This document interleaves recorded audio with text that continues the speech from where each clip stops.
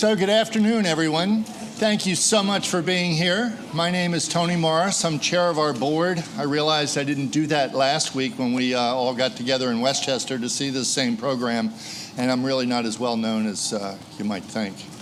Want to thank Longwood for having us here this afternoon. Mike Horak and I were saying that we're fortunate that you all came inside because you get here to Longwood and it might be easy to go straight that way.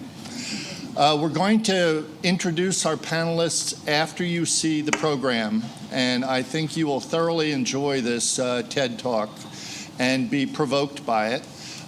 It was, as I said or alluded to a moment ago, we showed it in Westchester last week, and the interaction after it was really gratifying.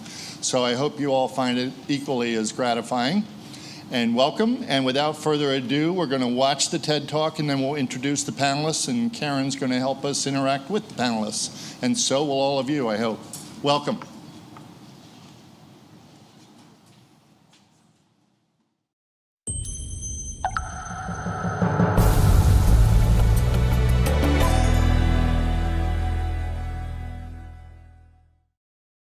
Thank you very much for coming to our TED Talk this evening. I'm Karen Simmons, President and CEO of the Community Foundation, and it is our silver anniversary year. And we were very happy when Paul Redman said, "Oh, sure, yeah, you can use the theater." And even happier when Paul said, "Okay, I'll be in town to be on your panel." So thank you very much. So we've asked Paul Redman, Nancy Pia, Jessie Cocks, and Mike Horak to be our response panelists for tonight. And I like to make things really transparent. So you have the questions we already put forth to y'all. And I already said to them, don't feel compelled to answer everyone. We're not going to have that kind of time. So this is not going to be a go down and have everybody answer every question. What I'd like to do is turn this into a conversation until 6:15 is what I'm aiming for. So since I've told you all that, now you have to be on time, all right? Oh, and my gosh, we got clocks all over the place. Paul, this is a good place, right? So we also, on the program for the evening, we put bios of our panelists. So I'm going to read every single word. No, I'm not. These are great folks. We wouldn't have asked them to be here if not. How about as you introduce yourselves, very briefly, 30-second intro. The kind of roles you've played with nonprofits is the first sort of your intro. Staff, board, volunteer, donor, consultant. And then the size nonprofits you've primarily been affiliated with, small, medium, large, extra small. Geography, local, regional, national, international, interstellar, whatever. I already forgot. And where your passions really lie. All right, so that's the 30-second intro I'd like from each of you before we kind of go into the questions at hand. So, Mike, you're not looking at me, so you get to answer first. All right, okay. So I'm Mike Horak. I'm retired from 33 years in corporate finance. My first role in nonprofit volunteering was as a member of the allocations panel for the United Way of Southern Chester County. That taught me a lot. It's about $1 million budget. I've been involved with the community foundation. I'm the treasurer, so we have another about $1 million budget. The difference is we have $60 million in assets. Informally, I'm involved with the Delaware Art Museum and the First State Ballet in Wilmington. Passions probably are education and the arts. Okay. So I'm going to summarize your roles as board member, hands-on volunteer, donor. Yeah, definitely. The size are somewhat, I would say, medium-sized nonprofits. Geography is pretty local. Yeah, local, yeah. Okay. And we got your passions. Thank you. Mm-hmm. Okay. Who's next? Go for it, Nancy. I can see that look. Just get over it. Just do it. Hi, I'm Nancy Pia, and I'm co-founder of the Michael and Nancy Pia Foundation that I co-founded with my husband back in 2004. We are major advocates for children, and our foundation focuses on the holistic well-being of children, whether it be mentally, physically, or spiritually. And it has brought us great pleasure, and it's one of our blessings in life that we've had. Let's see, what else? I've been on several school boards. I was on the YMCA board for 2 terms. I'm a volunteer in our community. Most of the organizations I've been involved with have been small to medium, and they all involve children. Okay. And all pretty local, it sounds like, as Yes, well. yes, mostly all local. All right. And- Jessie, next No, up. Sorry to I break just you in. wanted What to else? add that I'm sorry. I'm very humbled to be here tonight, sitting on the stage. So thank you for the And opportunity. thank you for teaching us not to do this now on Yes, stage. don't do that. I'm talk of probably my going hand to like teach you a about lot it. of things what you shouldn't be doing on stage tonight. So at least if you I'll get be with any takeaway from me tonight, it's going to be how not to act when you're on stage. It's all learning. I don't do Nancy. this It's all usually, continuous learning. All right, Jessie, what do you have? Jessie Cocks, and I was born and raised in this area in 1950, so I've been on Earth for a while. And the civil rights movement got me started. Martin Luther King changed my life, and so that was the beginning, the Poor People's Campaign in 1968. As far as nonprofits go, the next thing nonprofit related would be what I helped start and was the first director of what is now the Domestic Violence Center of Chester County. So that's probably the most successful thing I've ever done in the last 51 years on that scale, although I like to think other things I have done were important. Then I was very involved in peace and justice, Chester County Nuclear Weapons Freeze campaign, involved in the National Freeze. And from that, as on the Direct Action Task Force, started the American Peace Test, 1985. And in that process, which was national and then went international, had done thousands of nonviolence trainings for thousands of people over time. And that's when I got to know Martin Sheen well and got involved with stuff with him and Cesar Chavez. He supported us, we supported him. Carl Sagan created a think tank of 7 people, and I was one of the 7. And I said, I don't even understand the conversation you guys are having if it's not about nuclear weapons testing or nonviolence. And he said, that's okay. You're the only one in the ditches of social change, and we need your perspective. So I was constantly disagreeing with them about what to do for the movement, but they listened.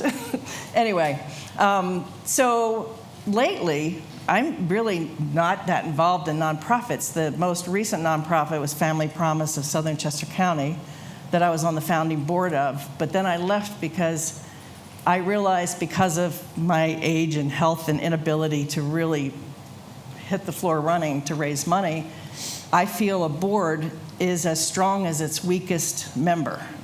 And I had never in my life been the weakest member. And so that's why I took myself off that board. And because that just is unacceptable. I don't think there's any room for dead weight on a board.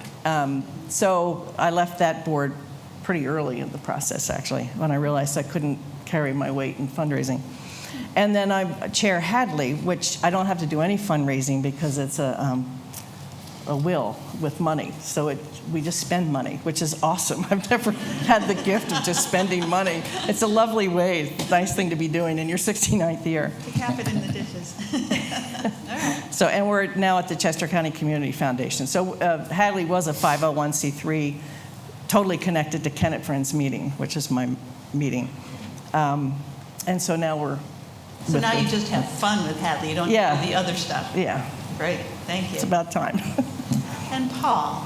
Sure. Well, I'm Paul Redman, and I'm the president and CEO here at Longwood. It's nice to have all of you here tonight. I mean, you obviously know what my job is currently, but I've been in the nonprofit sector for close to 30 years now. This is my first job in a botanical garden. Was at this emerging garden on a rock in the middle of the Pacific Ocean in Hawaii, and that job was as a volunteer coordinator. And building the volunteer base for that emerging garden. And then the trajectory forward to Longwood, I think that most people think that here I am at Longwood, and we are very fortunate with the endowment that we have, the operating budget that we have. But my past career and my previous positions, I fully understand what it's like to have to eat what you kill.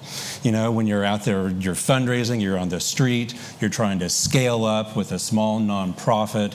The garden that I worked at in Ohio, and many of you know this story, but on the day that I walked into that facility right out of graduate school, we didn't even own a push mower. And so we immediately had to build the base and the tools, the fundraising to make that garden a success. And I was told no so many times for the very reasons that our TED speaker was speaking about, where we just said, you know what, we're young enough, we are naive enough, and we're also on that front side of starting up. We're just going to keep taking your no until you finally say yes. And the day that Longwood knocked on my door, thankfully, was the day that all the dreams were coming true. Major capital campaigns and whatnot, and now that garden in Hawaii is a jewel of that city and is thriving and succeeding.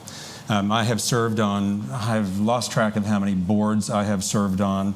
Now, many of them have been national in scope, local, regionally, in Ohio, here in Chester County. But one particular effort that I'm involved in right now is it's a new effort. It's a national movement to promote careers in horticulture and to change the perceptions of people that work with plants to make it an attractive career. And so in the course of 4 years, we've gone from zero money to raising almost $1.8 million a year, with over 350 for-profit and nonprofit businesses endorsing this effort. And this year alone, we will reach 2.5 million 6th, 7th, and 8th graders with our curriculum across the country. And so scalability and growing fast as a nonprofit, I'm living the dream right now on the small side as well. And I don't have to tell you the story about Longwood. I think that most of you know that. So. If not, they better find it. Yeah, right. Well, thank you very much. That's fantastic information to start with. Now let's dive in more to what Dan Pallotta had to say. I like to get a really clear signal about where people stand on things. So some of you have flags. You should have flags. Mm-hmm. I have an extra set of flags if anybody wants that last one. They're done. All right, so where are you on Dan? To what degree do you agree or disagree with Dan Pallotta's overall premise that nonprofits are suffering and Americans should stop fixating on overhead costs and salaries and instead focus on impact and to accomplish mission-related goals? Strongly would be red. No, strongly would be green. Not at all would be red, and kind of middling. And you can have more than one color. Where do you stand? Panelists, where do you stand? Right, pick up the one and throw out the other one. Just throw the other ones away, or two, all right? All right, we got, yes, goes, yeah, all right. All right, what about anybody? All right. All right, I have a follow-up question. How many of you serve on nonprofit boards? Last time we were in the boardroom, what decisions did you make and where did you come out on Dan Pallotta's premise? Did the decision you help upheld with the board help nonprofits thrive and have some prosperity? Did it sort of go fixate on the cut back, or was it sort of middling? Where was the decision? The colors just kind of changed, didn't they? Okay, yeah, that's a harder one, isn't it? All right, so for the most part, we got a lot of greens and some yellow. Nobody's totally against it, but the fact is when it comes to where the in the ditches, as Jessie said, it's a little tougher to put into play, all right? So let's take a look at this. What leads you to your opinion that nonprofits and Americans really should help this? Paul, you started a bit. I mean, you want to expand on that a bit? About the overhead and the lack of investment in overhead. The whole thing. Yeah. It has, for my entire career, it's especially being on when you're trying to raise money and leverage money to make more money to achieve your mission. It's always as if it is that Puritan idea that you need to squeeze as much out of that dime to that nonprofit, and to make that case for, yes, that $100,000 could result into $300,000. It can really be just a slog because the level of accountability that I think that they hold nonprofits to sometimes isn't the same that they would hold to their own businesses, I think. And I think that as a CEO of a nonprofit, there's times when I think that, gosh, if that for-profit CEO could walk in my shoes and to understand what it takes to do what we do, could that person do that? Right, and so it'd be nice to switch those roles sometime. What do you mean about the higher standard? The higher standard for nonprofits, it's the level of accountability that I think, and the lack of forgiveness sometimes when you fail. And so the risk that you want to take, they can be afraid of that kind of a risk because it could be a perception of their failure if their investment doesn't pay off. But from my perspective, that even if that is a failure, there's a learning from that, and the nonprofit will improve from it. And so it's about the degree of that risk. Right, so it's risk and learning, like Nancy said, learning. Yes. Nancy, from where do you get your opinion? You were kind of a greeny yellow. So basically, I do agree with Dan on most parts. I just think that some of his wording was a little strong for me to strongly agree with everything. I guess I was taking up for the ones that actually donate, and they find it important to donate, maybe not large sums of money, but they do donate without the concern of overhead, and they are not fixated. That word fixated, saying people are fixated on the overhead for salaries and advertising is what made me say, well, I don't always agree with that, because not everyone feels that way. A lot of people I know, including myself, have given to organizations wholeheartedly, and it was just for the organization. But watching this TED Talk, I sort of take a different perspective, and my takeaway there was, yes, we do understand that most nonprofits do need more funds, but the problem is, how do we get these donors to come forward? I'm a solutions person, and that was what I focused on with this video was, okay, he presented the problem, there's the problem, but what are we going to do about it? And I may be idealistic, but I know there are conceivable ideas that we can create to make this next generation, at least, a group of philanthropists. I have neuroscience background that tells me that the neural pathways that are created in our brain when we are children, they carve a pathway that dictates our beliefs, our actions, and our thoughts. And it's very hard to unlearn things once you've learned them. I'm proof of that sitting here tonight on this stage. I was raised in an environment that felt service was the most important thing, that service to community. It was not only encouraged, it was expected. And the benefits I learned as a child has put me where I am today. I think it's important that we teach children that we have a heart-centered curriculum in the schools.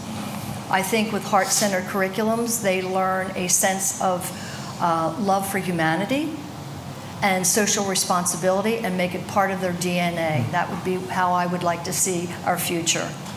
I wrote a few notes because I'm so passionate about this. So how do we create this heart-centered curriculum? We create this by putting programs in schools to begin with. I've started a mindfulness program in the past 6 months. I've reached over 1,000 children, teachers, and parents, and I've gotten overwhelming responses on the positive benefits of mindfulness. Similar programs, that I know people in this audience have a similar program, that these programs result in inclusion, compassion, and kindness. This is where philanthropy starts, in the mind of children. I am conducting a summer camp this summer that has been called Happy Days. And the reason it's called Happy Days is because I asked one of the little girls that's going to be in it, who happens to be my granddaughter, we will be doing mindfulness practices and we will be doing services in the community. And she said, then let's call it Happy Days. And when I asked her, well, why are we calling that? She said, because if we're going to be making other people happy, that's going to make us happy. If we can take the children we have today, it is not a far-fetched idea. We can educate them and mold them into the citizens we want to see tomorrow. She's a perfect example. And I'm hoping that if she continues her training and her mindset and her mindfulness, that she will also be one of those philanthropists that we're looking for in the future. So loving kindness programs and mindfulness in the schools is just a necessity. The other thing I think that would be important to put in schools is a service program for maybe middle schools and high schoolers where they actually have direct contact to nonprofits. Because listening to all of the problems that they cited, or he cited on the video, we need more donors. We need donors. And a lot of people only give to parts of the organization that pulls on their heartstrings. But how do we get them to understand nonprofits? Recently being involved with some nonprofits, I realized that it takes a collective consciousness. It's just not one person. It's just not let me build the program. But by me being involved with them personally, I realized, hey, we need better salaries. We need, better equipment. But that only came from my direct contact with them. That's education. And just like the mindfulness programs, that's education. And from all of that comes future philanthropy. So Nancy, you've got a lot in that response. Well, I can't answer any of the other questions. yeah, I don't know anything about budget. So I wanted to get it all in now. Creativity. No budget questions to me, please. Thank you. We got budget. We got budget. All right, so you got creativity, problem solving, mindfulness, starting young, working up through the schools. Yes. A lot of service learning is going on now. Yes. You're also sitting next to a child of the 60s who was involved in an awful lot of movements. So, Jess, so there should be also folks, where are they now? Are there, this is the best we got? We're out there? Well, you inspired me to go off on another tangent, but I'll try to answer that question. No, that's all right. I'm the perfect example in my past of everything that was done wrong, a total poverty mentality. You mean, and you were out there doing this volunteer and nonprofit we were social doing change it work? for next to nothing, often nothing. You were doing it for less than nothing. You were probably paying people or something to do things for them. Well, I didn't have any money to pay anybody to do anything. But it also, interesting you mentioned your upbringing. I was raised by my father, Burley Cox and Babs Cox, and Dad trained thoroughbred racehorses. So I was meant to do that with my life. Now, the one thing my dad taught me, in spite of his myopic lifestyle and choice, and was to do what you're passionate about. So I really thank him for that. And he said, don't care about the money. That was the Don't care about the money? Yeah, it's like, do what you're passionate about. But Mom kept the strings tied. But later, and this might be TMI for everybody, but this is who I am. So I find out in 1987, or actually 88, that it took my third husband's suicide, and he used to teach the professional gardeners here, Teddy Browning. I've had 4 husbands and a wife, but who's counting? Lawyer, honey. Well, it's part of my education, trust me. What not to do. I'm really good at learning what not to do.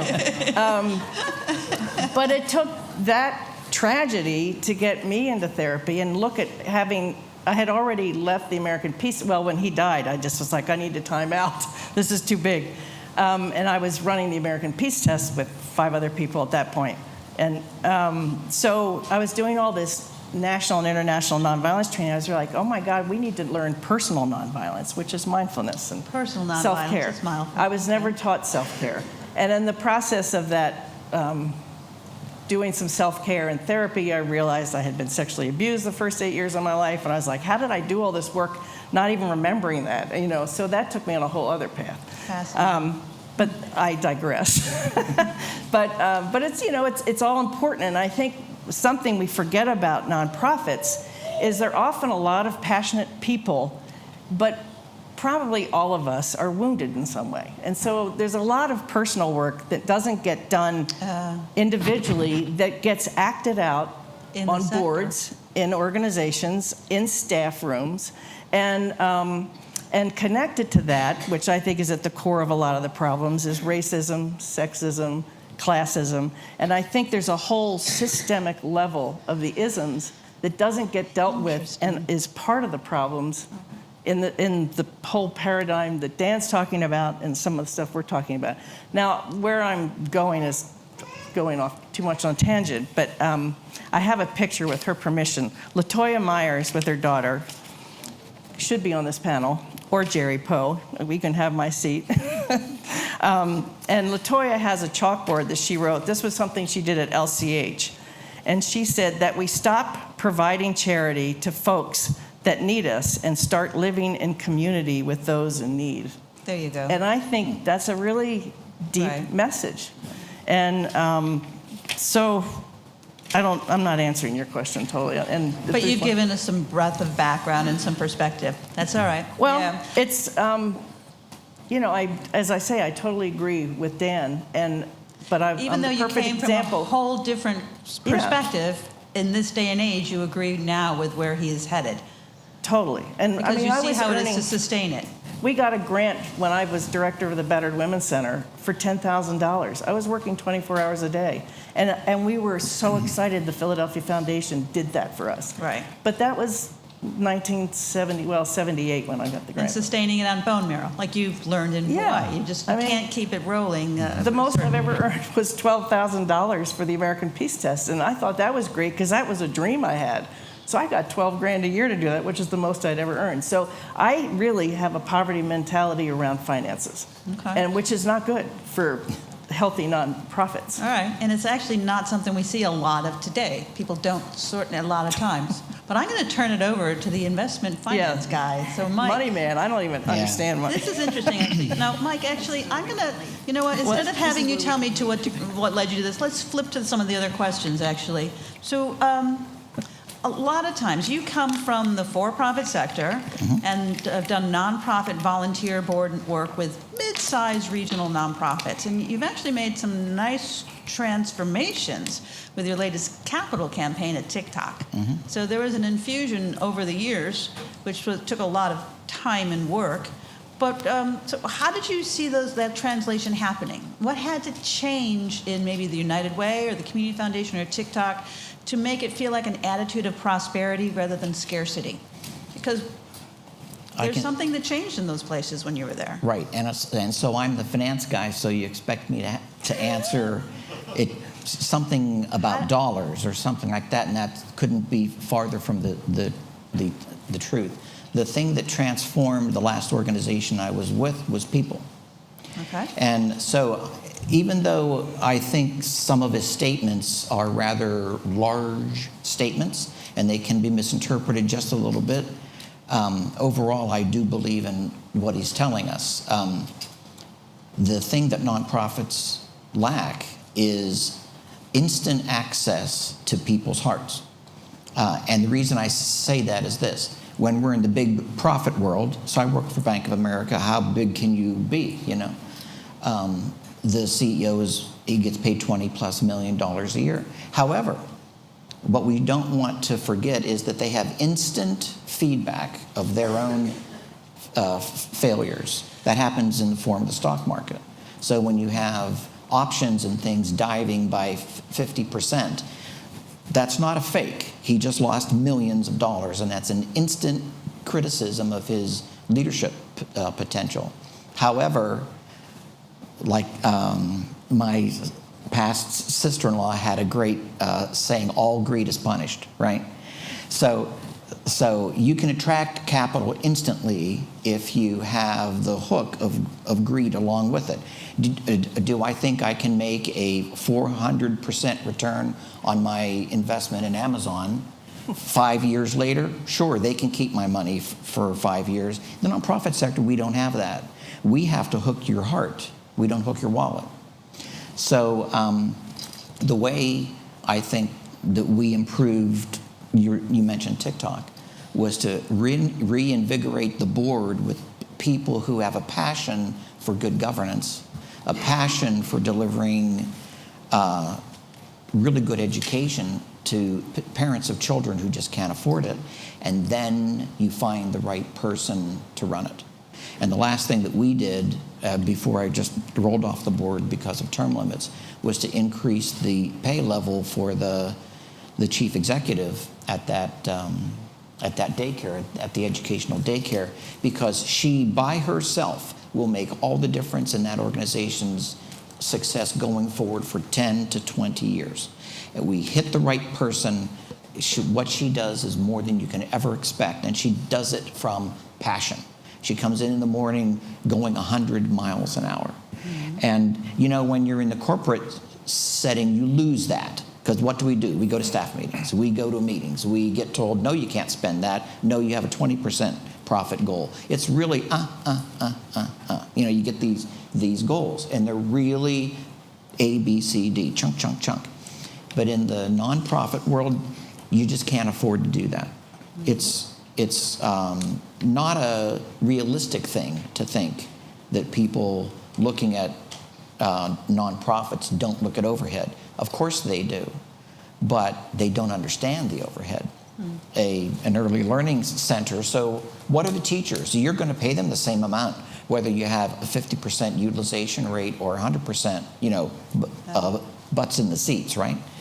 But are they overhead? No, they're first line delivery of a service. So you have to make sure that this is me being the finance person now, when I report to the public, and everybody sees everybody's financial statements, you have to report it well. You just can't sign your name. You have to report it well. So I think that the difference is that nonprofits are more exposed because their hearts are more exposed. Mm-hmm. And I think if you can attract the talent, Dan's right. You have to be able to allow yourself to pay for the talent. Now, can you afford a $20 million CEO? No, but you're not that big. You have to do something on that scale, though. And we're fortunate that we got a person who is as passionate as we all were. All right, so help me envision this. We have a bountiful Chester County with an attitude of prosperity. Nonprofits, boards decide that it's time to pay CEOs market rate of what they're worth. Oh, let's be comparable with for-profits for a while there, okay? We have millennials coming up who really believe and have a passion for the sector, who know good business, know good investment. We have younger people coming up who are learning from an early age to be mindful and care about humanity.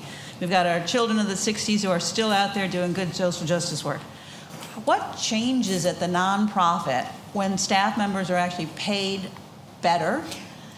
What changes between the board and the CEO? What changes between staff? What kind of controls have to be in place to be able to ascertain outcomes and whether this is working? Well, I think you have to have realism, right? I was getting ready to toss up my red flag there, and the reason being is that you can't pay money that you don't have. Right. Right? So you cannot pay the CEO, right, of a nonprofit group that has $1 million budget what a CEO of a multinational organization makes. That doesn't even make any sense. Would I hand my checkbook to you and say, go ahead, you can use it, that's okay? No, you don't do that. So how do we do it? What you have to do is attract the best talent that you possibly can within the bounds. Is it harder at that level? Oh my God, yes. It's really hard because people don't wear their passions on their sleeves. They keep them hidden. And you don't know who you're attracting until you attract the wrong person. And then you have to go re-attract the right person. Mm-hmm. That's happened. I have experience with that. So it's trial and error, but having really good stated expectations up front is what I would do. Like, as an example, okay, you're not going to make $1 million. What you will do is reach 100 children every single day between the hours of 6 a.m. and 6 p.m. And you will reach their parents.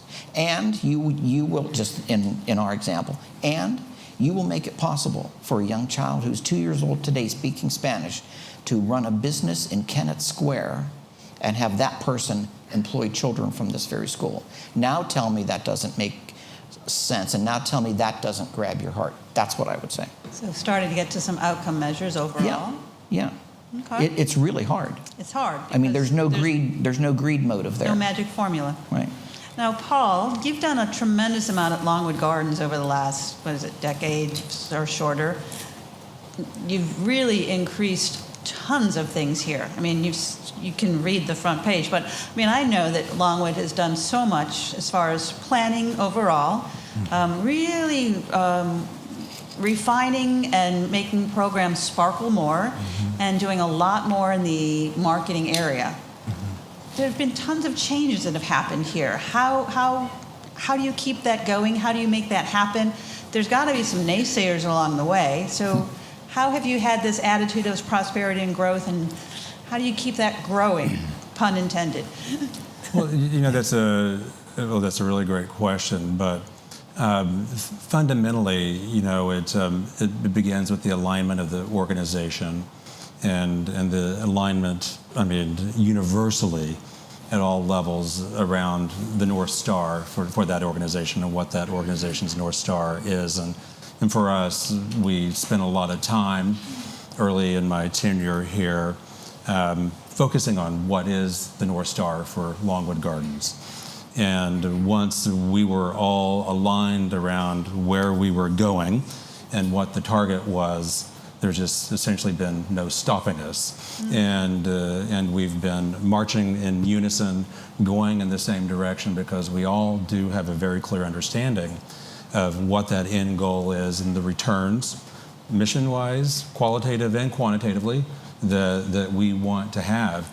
And so every investment that we make within a new program, new initiative, we have a very clear understanding of the risks that are at hand, but also knowing that the ultimate goal is to move the needle closer to our North Star.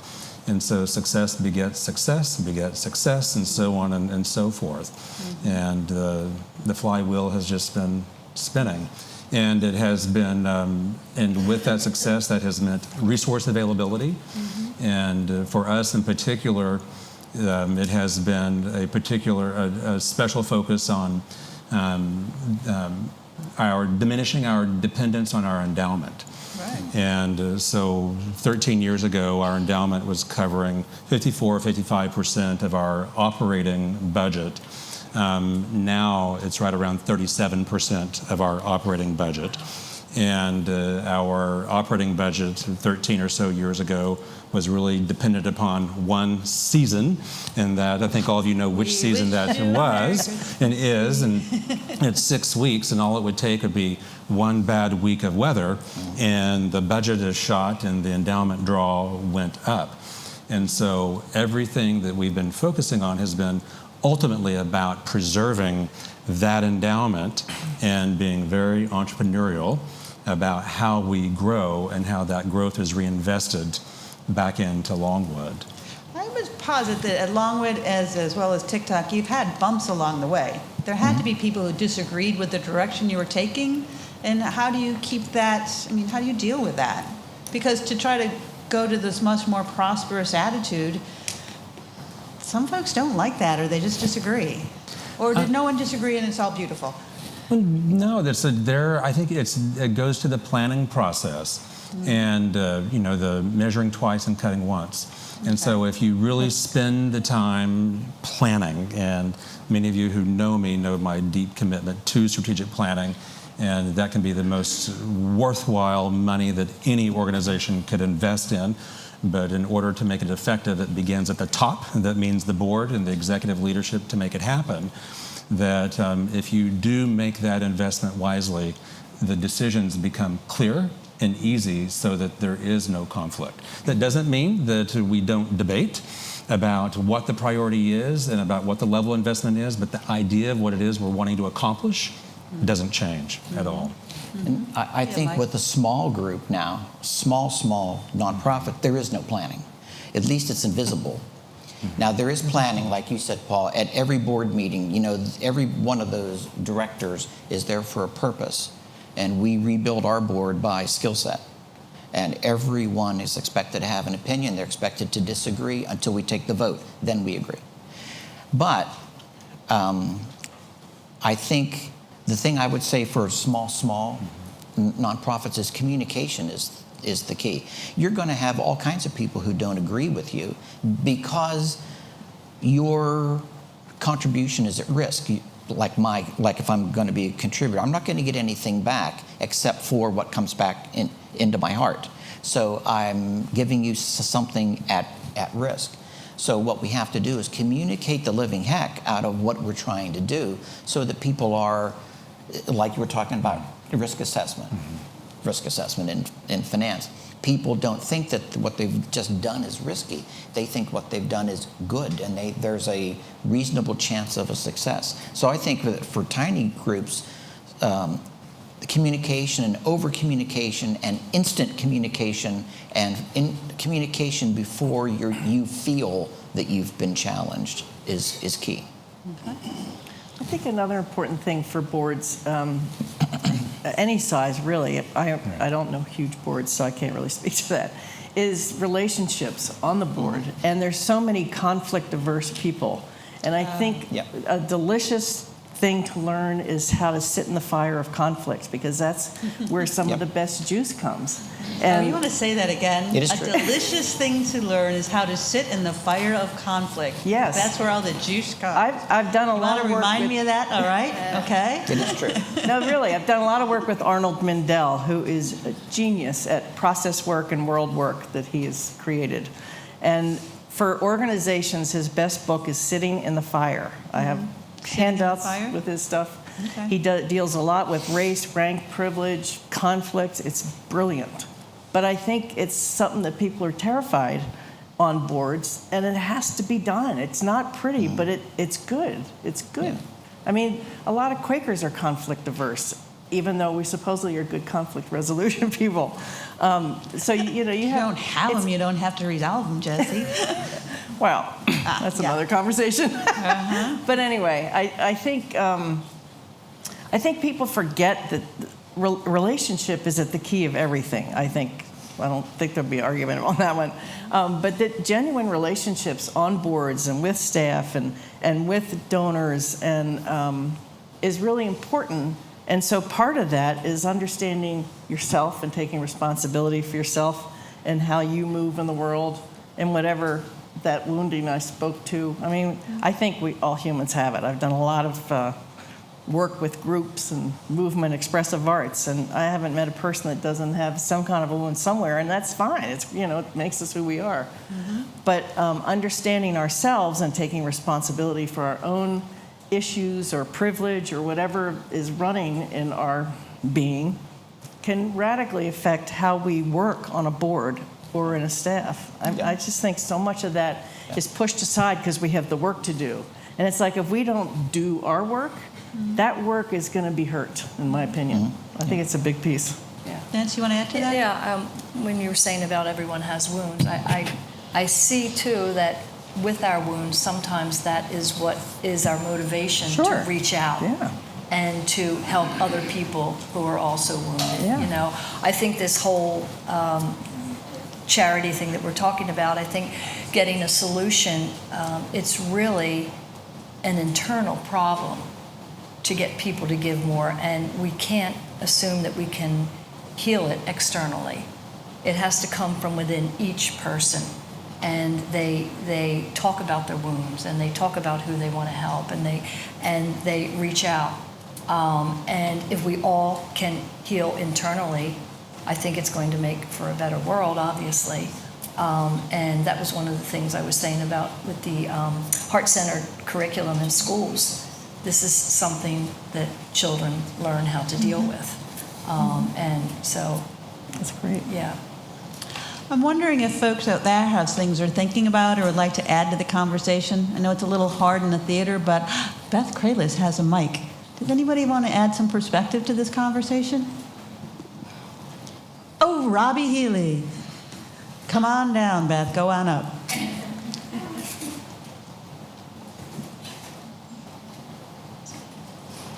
We'll let you know if it's working. Just say 1, 2, 3, Rob. Thank you. Thanks very much. Paul, I was very interested in your comment about strategic planning because I happen to agree with you. I think that whether you call it your North Star or your pillars or strategic imperatives or whatever it is, but the irony that when you look at the way not-for-profits typically do strategic planning, there are essentially 3 models. You know, one that's very internal. You talk to yourself about yourself and you make a new plan. The opposite, well, quite frankly, that's my experience. That's right. Then on the opposite extreme, you do a very thorough, very interactive, perhaps as long as a year long, starting with some kind of SWOT or TOWS analysis, and you take that through all of the components that we know are best practice. And then in the middle, you've got some kind of halfway point where you maybe don't do as much external research and data gathering, but you at least do some. And all of these come with a princely sum attached to them that ironically get the label overhead. Mm-hmm. So it's an interesting hamster wheel that we're on when everybody in this room realizes if we had really good strategic plans, we could have a glide path that might not be perfect, but it would have less speed bumps. But there's that overhead problem. Stigma. And I think when you have the funder community, such as the Community Foundation and others, who are willing to invest in capacity building and challenge us not to do the quick and dirty $5,000 talk to ourselves about ourselves and make a new plan, but really leverage the community interacting with us, through us, challenging us to think differently about our call to action, that could really raise the bar in some interesting ways. So I really appreciated that comment. Thank you. You want to give us any secrets on Paul's strategic planning processes? No, the way of being, I think. I'll just follow up because I think that I understand what you're saying. There are many different models, and every organization will identify a model for themselves. But I don't care if your budget's $50,000 or $100 million. There's a way to do it, and there's a right way to do it. And going outside of your garden walls, so to speak, is always, in my opinion, the right way to do it, so that you always know what your community thinks. But my perspective on strategic planning, especially having been involved in a number of small, emerging, and grassroots organizations and turnaround nonprofits that I've been involved in, is that I've always viewed it as an investment that you're leveraging for growth. And a quick story that early in my days of executive director leadership at the Garden in Columbus, we were about 80% dependent on government funding from the city and the county. And I remember I was trying to build the idea of a strategic plan, and I was with the mayor's chief of staff, and I was trying to convince him that the city needed to get behind me and behind the strategic planning, and he was really bucking me on it. And I said, look, if you ever want to get us off your dole, this is the way, and just get behind it and you'll see. And that's indeed what happened. No, that's indeed what happened. So, leverage it. No, absolutely. Good threat. Yeah. Anybody else have something? Dennis? No, Beth, come on down front. We only pick people who are really far apart. Beth is right here. Oh. So the reason I put up a yellow was, I think, somewhat similar to Nancy, is I felt that he was putting all nonprofits in one boat. And as I listened, I agreed, and I learned, as I'm learning tonight. So the perspective that I wanted to offer is that in my 20, 25 years in Kennett Square, I've seen so many wonderful people just helping, one at a time, or in small groups, whether they had money or not. And I thought, I've seen great successes from those people.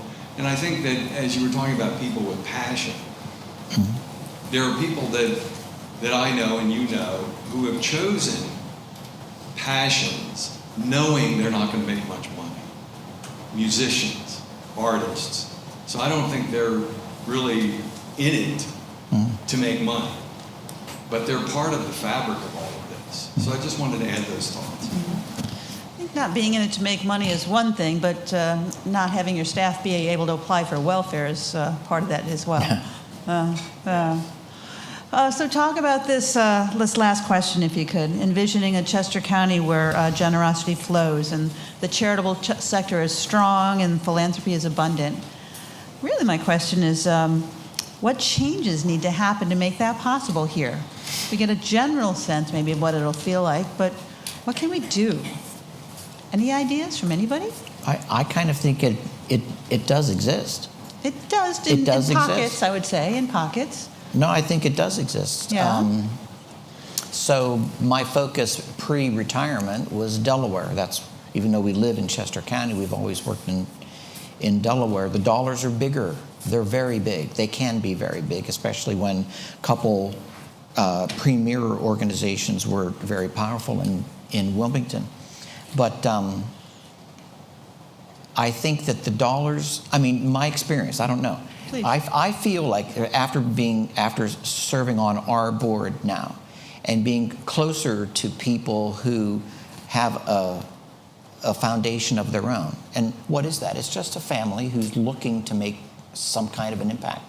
I see so much of that, and they fund so many different things. All you have to do is open our annual report, and you see all these wonderful different causes that to deny that it exists is just crazy. I think we're in a fortunate I think it's state. small, though. I mean, it's very small for the amount of wealth and the amount of need and aspirations of this region. And our county isn't just one county. No, I mean, say it's region. two Yeah. different counties. It's the 8th most affluent county in the United States. But north and south, there's just a difference that's just amazing. But I do think there's a flow of money, and the people I've come into contact with have such enormous hearts. Right, so enormous hearts, mindful enormous hearts. And What else? But the other thing I'll say, they hold you to the fire, and it's a good thing. It's a good thing, because I'm the finance guy, right? I'm not supposed to let anybody off the hook. So when a person gives you money and then they hold you to the fire and say, "When are you going to talk to me again?" That tells me a lot.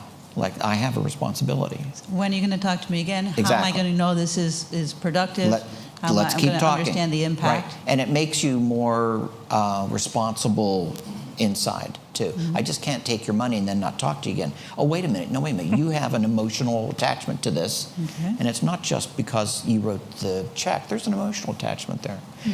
I see that a lot here. Okay. I think it's a fortunate place to live. What else? What else? Anything? Paul? No, go ahead. Nancy. Yeah, go ahead. As far as envisioning our Yeah, future? please. Okay, so I am very hopeful. I think if our children are raised with our heart-centered curriculum, as I was talking about earlier, I think our future citizens, rather than have to be pulled in, are going to be reaching out with a Right. generous spirit.